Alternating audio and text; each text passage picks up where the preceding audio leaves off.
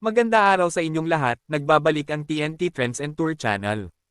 Marami ang nagulat sa biglaang pagkamatay ni Sansai, o Barbie Sue. Marami ang nalungkot sa nangyari. Kung matatandaan si Sansai ay sumikat sa palabas na Meteor Garden. Bagamat ang palabas na ito ay marami nag-audition sa posisyon na Sansai. Ngunit tanging si Barbie Sue lang ang napili. Ang sabi sa balita ang mga nag-audition sa palabas na iyon na Meteor Garden ay sobrang magaganda. Hindi ko sinasabi na hindi maganda si Barbie.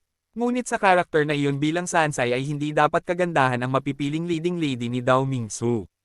O ang sentro ng palabas na si Sansai na isang dalagang hindi mayaman. At pinag-aral ng kanyang mga magulang sa Yingde University. Kasama ang mayayamang mga tao. Kung inyong matatandaan si Sansai inaalipusta ng mga tao dahil siya ay hindi kagandahan at mahirap lamang. Marami ang nagulat nang makita sa mga social media ang nasabing bahay ng mga Daoming family sa palabas na Meteor Garden ay kung bakit bigla itong nawasak o napabayan. Ang palabas na Meteor Garden ay pinalabas sa ABS-CBN.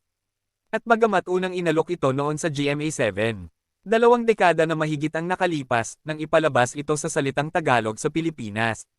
Sadyang nakakalungkot ang sunod-sunod na masamang pangyayari, na tayo'y magsisilbing alaala na lamang ito sa mga tao. Ang palabas na Meteor Garden. Kayo anong masasabi ninyo? Na isa rin sa nakapanood ng naturang palabas. Please don't forget to subscribe TNT Trends and Tour channel. Click the notification bell to notify you in our next video and please like and share. And comment down below. Thank you for watching. For me.